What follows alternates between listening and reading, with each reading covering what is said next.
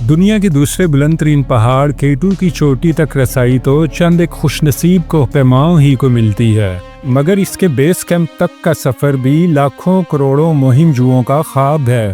62 میل یا 100 کلومیٹر پہ محیط یہ دنیا کا سب سے طویل بیس کیمپ ٹریک ہے، اور اس 100 کلومیٹر سفر کے دوران آپ کو جو نظارے دیکھنے کو ملتے ہیں وہ دنیا میں اور کہیں دستیاب نہیں۔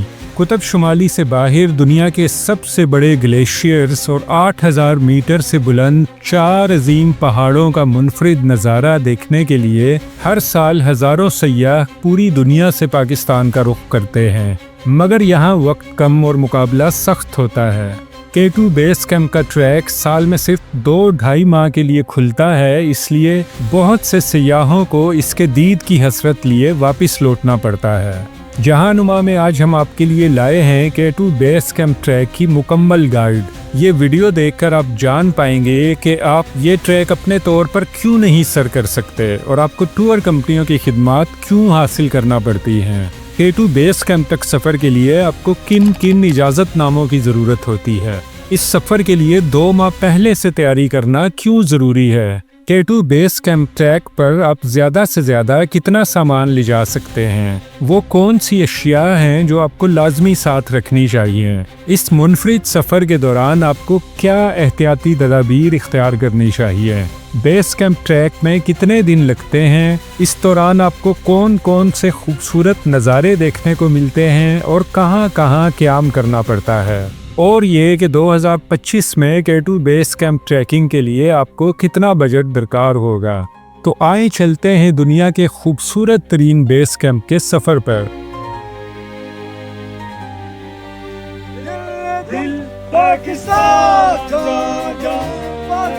آپ رجسٹرڈ ٹور کمپنیوں کے بغیر سفر کیوں نہیں کر سکتے؟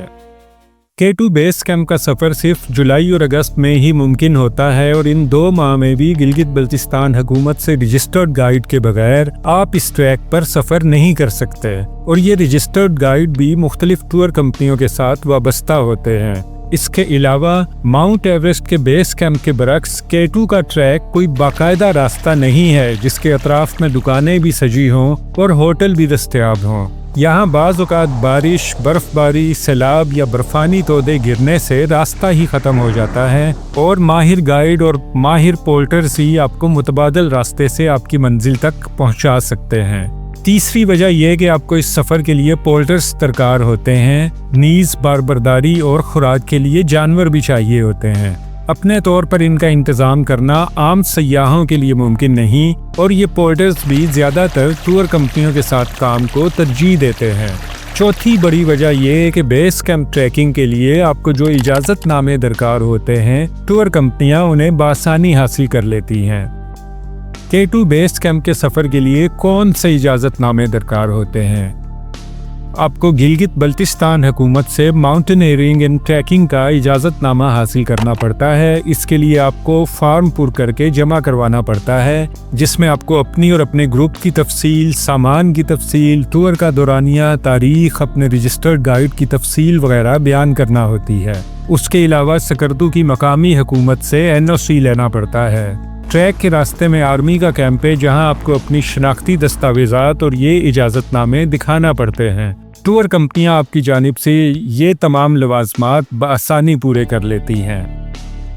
2 ماہ پہلے سے تیاری کیوں ضروری ہے؟ اب تک آپ یہ جان گئے ہوں گے کہ K2 بیس کیمپ کا ٹریک ایسا نہیں ہے جس پر آپ جب چاہیں سفر کر سکیں۔ اگر آپ اس ٹریکنگ کا ارادہ رکھتے ہیں تو آپ کو 1 سے 2 ماہ پہلے کسی معتبر ٹور کمپنی سے بکنگ کروانی ہوگی۔ زیادہ تر ٹور کمپنیاں 12 سے 15 افراد کے گروپس کو بیس کیمپ ٹریکنگ پر لے کر جاتی ہیں۔ آپ اگر اکیلے ہیں یا 4-5 ساتھی ہیں تو آپ کو وہ جو بھی تاریخ دیں گے آپ کو اس کے مطابق سفر کرنا ہوگا۔ دوسرا، K2 بیس کیمپ ٹریک دنیا کا طویل ترین ہی نہیں دشوار ترین ٹریک بھی ہے۔ مرد ہو یا عورت، کوئی بھی نارمل صحت مند انسان یہ ٹریک عبور کر سکتا ہے، مگر اس کے لیے آپ کو فزیکلی فٹ ہونا چاہیے، اور اگر آپ عام زندگی میں زیادہ فزیکلی ایکٹیو نہیں ہیں تو آپ کو 2 ماہ پہلے سے ایکسرسائزز شروع کر دینی چاہیے تاکہ آپ وزن اٹھا کر روزانہ 10 سے 12 کلومیٹر سفر کرنے کے قابل ہو جائیں۔ اس انتہائی دلکش ٹریک پر پتھریلے ناہموار راستے بھی ہیں، خشک اور چٹیل میدان بھی، برفزار بھی اور قدرتی ندی نالے بھی۔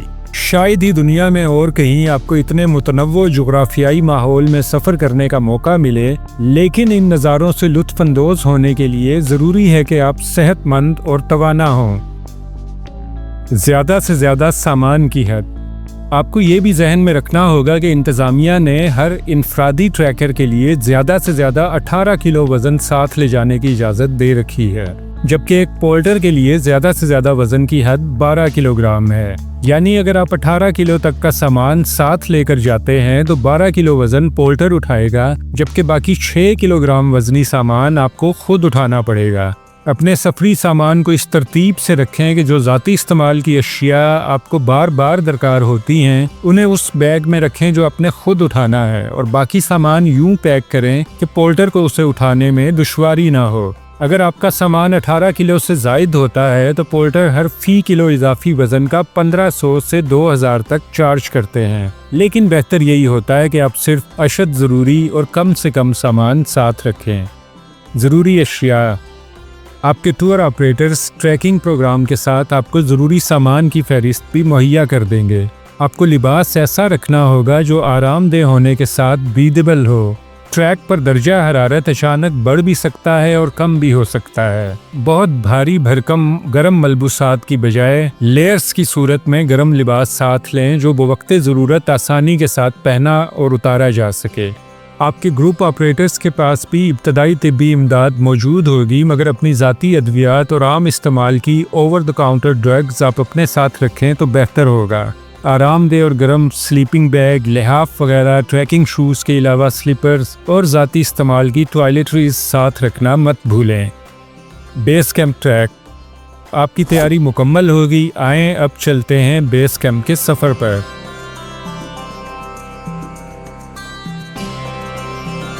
سکردو۔ آپ پاکستان کے جس شہر سے بھی آئیں آپ کی پہلی منزل سکردو ہوتی ہے۔ مقامی سیاح ہونے کی صورت میں سکردو تک پہنچنا عموماً آپ کی اپنی ذمہ داری ہوتا ہے اور ٹور کمپنی آپ کو سکردو میں ریسیو کرتی ہے۔ بہتر ہوتا ہے کہ آپ ٹریک پر روانگی سے 2-3 دن پہلے سکردو پہنچ جائیں تاکہ پروگرام میں کسی رد و بدل کی صورت میں آپ کو پریشانی نہ ہو۔ پہلے پہنچنے کا فائدہ یہ بھی ہوتا ہے کہ آپ سکردو کے موسم کے ساتھ خود کو ہم آہنگ کر لیتے ہیں، جس سے ٹریک پر آپ کو آسانی ہوتی ہے۔ یہاں آپ کی رہائش کا انتظام ٹور کمپنی نے کر رکھا ہوتا ہے اور یہیں گروپ کے باقی ممبران سے آپ کو متعارف کروایا جاتا ہے۔ آپ اپنا فالتو سامان ہوٹل یا کمپنی کے دفتر میں رکھ سکتے ہیں۔ کمپنی کے نمائندے کی مشاورت سے ساتھ لے جانے والے سامان کو آپ 2 حصوں میں تقسیم کر لیتے ہیں۔ یہاں یقینی بنائیں کہ پولٹر کے لیے تیار کردہ بیگ کا وزن 12 کلو سے زائد نہ ہو۔ اسکولے۔ سکردو سے 4x4 جیپیں آپ کو لے کر اسکولے کے لیے روانہ ہوتی ہیں۔ اسکولے پہاڑوں کے دامن میں پاکستان کا آخری گاؤں ہے۔ سکردو سے اسکولے تک 129 کلومیٹر کا فاصلہ ہے۔ یہ راستہ بہت ہی خوبصورت ہے۔ شگر پہنچنے تک آپ سنگلاخ اور چٹیل پہاڑوں اور صحرا کے ساتھ ساتھ پختہ سڑک پر سفر کرتے ہیں۔ یہ لینڈسکیپ بہت ہی منفرد ہے اور صحرائے گوبی کے علاوہ شاید ہی دنیا کے کسی اور خطے میں اس طرح کے مناظر دیکھنے کو ملیں۔ دریائے شگر کے کنارے واقع شگر کی دل فریب وادی کو لینڈ آف کیٹو کہا جاتا ہے۔ یہاں سے دریا بھی آپ کے ہم رکاب ہو جاتا ہے۔ سڑک کے ساتھ بائیں جانب آپ کے ساتھ دریا بہہ رہا ہوتا ہے اور اس کے پار کراکرم کی بلند و بالا چوٹیوں کا مسحور کن نظارہ۔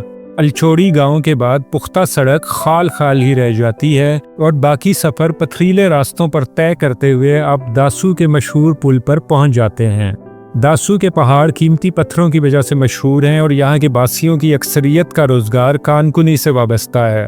داسو سے اس سفر کا سب سے خطرناک علاقہ شروع ہوتا ہے، جہاں برالدو دریا کے کنارے انتہائی دشوار گزار راستے پر ڈرائیور کی مہارت کا ہر موڑ پہ امتحان ہو رہا ہوتا ہے۔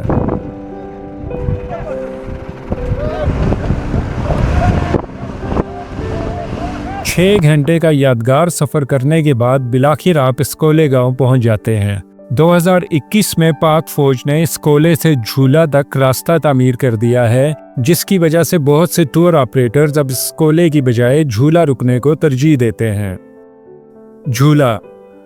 اگر آپ اسکولے سے ٹریکنگ کا آغاز کرتے ہیں تو آپ کا پہلا پڑاؤ 12.5 کلومیٹر دور کوروفونگ کی کیمپنگ سائٹ پہ ہوتا ہے اور وہاں سے آپ مزید ایک دن ٹریکنگ کر کے جھولا پہنچتے ہیں۔ مگر اب اسکولے سے گاڑی پر جھولا پہنچنا ممکن ہو گیا ہے تو ٹریکنگ کا باقاعدہ آغاز یہاں سے ہوتا ہے۔ جھولے کی کیمپنگ سائٹ پر واش بیسنز، پبلک ٹوائلٹس اور کوکنگ ایریاز جیسی سہولتیں حکومت کی طرف سے مہیا کر دی گئی ہیں۔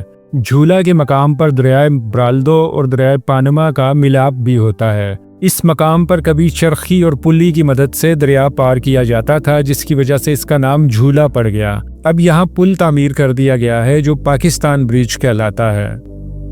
پائیجو جھولا میں رات کیمپنگ کرنے کے بعد آپ الگ صبح پائیجو کیمپ کے لیے روانہ ہوتے ہیں۔ یہ جھولا سے 20.5 کلومیٹر کی مسافت پر واقع ہے۔ دن کو یہاں موسم سخت گرم ہو سکتا ہے اور درجہ حرارت بعض اوقات 35 ڈگری سے بھی زیادہ ہو جاتا ہے، اس لیے سن گلاسز اور سن بلاک کا استعمال لازمی کریں۔ یہاں آپ برالدو دریا کی مخالف سمت سفر کر رہے ہوتے ہیں اور جیسے جیسے آپ آگے بڑھتے چلے جاتے ہیں دریا کی رفتار بھی تیز تر ہوتی چلی جاتی ہے۔ پائیجو کے کیمپ تک پہنچنے میں اوسطاً 7 سے 8 گھنٹے لگتے ہیں، جبکہ 4 گھنٹے ٹریکنگ کے بعد لنچ کے لیے وقفہ کیا جاتا ہے۔ پائیجو کی کیمپنگ سائٹ نسبتاً ہموار علاقے میں واقع ہے۔ یہاں رات کو درجہ حرارت ایک دم گر جاتا ہے اور آپ کھلے آسمان تلے پرسکون نیند کے مزے لیتے ہیں۔ اس ٹریک پر یہ آخری مقام ہے جہاں آپ کو کچھ نہ کچھ سبزہ اور ہریالی بھی دیکھنے کو ملتی ہے۔ بعض ٹور آپریٹرز پائیجو میں بائیکرز کو ایک دن آرام کا بھی دیتے ہیں تاکہ تازہ دم ہو کر آپ اپنی اگلی منزل کی جانب روانہ ہو سکیں۔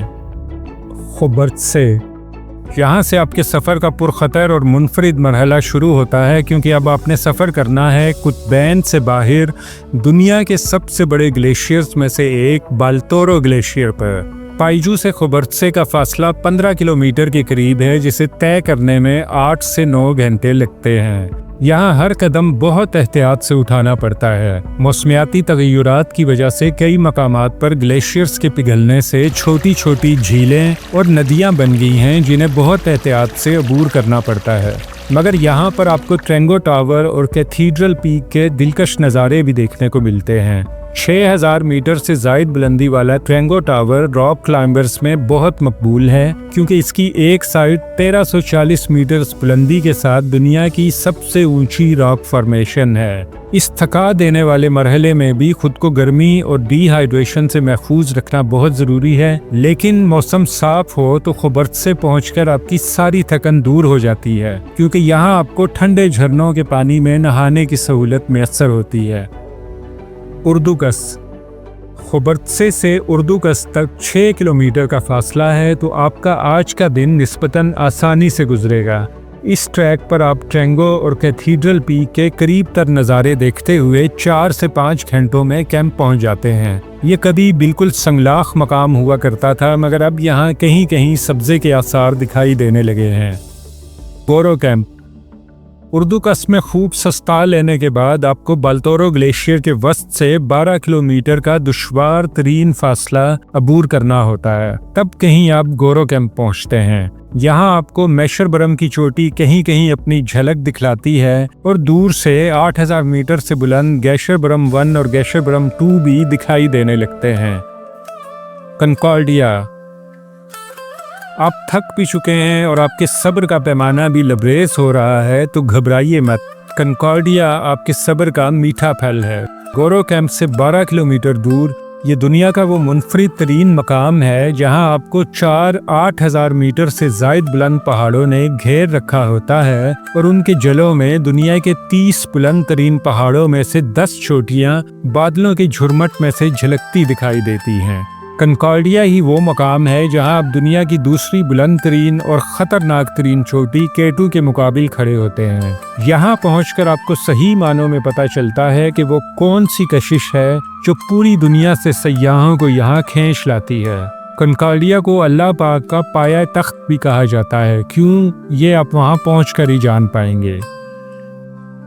K2 بیس کیمپ تھا جس کا انتظار وہ شاہکار آ گیا۔ آج 19 کلومیٹر کی ٹریکنگ آپ کو پہنچا دے گی K2 کے بیس کیمپ پر۔ K2 और ब्रॉड पीक के बेस कैंप्स करीब ही वाक़ हैं, तो यहाँ से कई ग्रुप्स K2 के बेस कैंप से होते हुए रात ब्रॉड पीक के बेस कैंप पर बसर करते हैं। खुशकिस्मती से आपको मतला साफ मिल जाए तो यहाँ तारों भरे आसमान और आसमान को छूती चोटियों के दामन में बसर की हुई रात आप जिंदगी भर ना भुला पाएंगे। अगर आपकी मंजिल K2 बेस कैंप थी तो यहाँ से आप वापसी का सफ़र इख्तियार करेंगे, मगर यहाँ तक पहुँच जाने वाले सयाहों की अक्सरियत गोंगोडोरो दर्रे से वापसी इख्तियार करना पसंद करती है। इसके लिए आपको एक दिन मज़ीद 12 किलोमीटर सफ़र करके अली कैंप तक पहुँचना होता है। अली कैंप से आप गोंगोडोरो ग्लेशियर पर सफ़र करते हुए दलसांपा और सेचू से होते हुए हूशे की वादी में आकर दम लेते हैं। इस रूट पर आपको मज़ीद 7 दिन सफ़र करना होता है। हूशे में गाड़ियाँ आपकी मुंतज़िर होती हैं जो आपको वापस सकर्दू ले जाती हैं।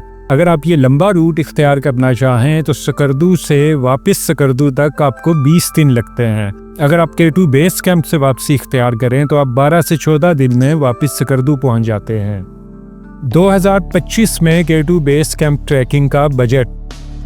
इस साल पाकिस्तान के बड़े टूर ऑपरेटर्स गैर मुल्की सयाहों से K2 बेस कैंप ट्रैकिंग की 2000 से $2200 फीस वसूल कर रहे हैं, जो पाकिस्तानी करेंसी में 5.5 लाख से 6.5 लाख रुपए फी कस रकम बनती है। मकामी मुहिम जुओं को visa, permit, local air travel जैसे कई अखराजात नहीं करना पड़ते, तो अगर आप 2025 में बेस कैंप जाने का इरादा रखते हैं तो आप 4 से 4.5 लाख रुपए का बजट जहन में रखें। बाज़ टूर कंपनियां किसी ग्रुप में मेंबर कम होने की सूरत में मकामी सयाहों को खुसूसी डिस्काउंट भी दे देती हैं, जिससे आपके अखराजात मज़ीद कम हो सकते हैं। अगर आप वक्त और पैसा इस मुहिम पर खर्च करने के मुतहम्मिल हो सकते हैं तो हम दावे से कहते हैं कि ये आपकी ज़िंदगी का अनोखा तरीन और यादगार तरीन सफ़र होगा।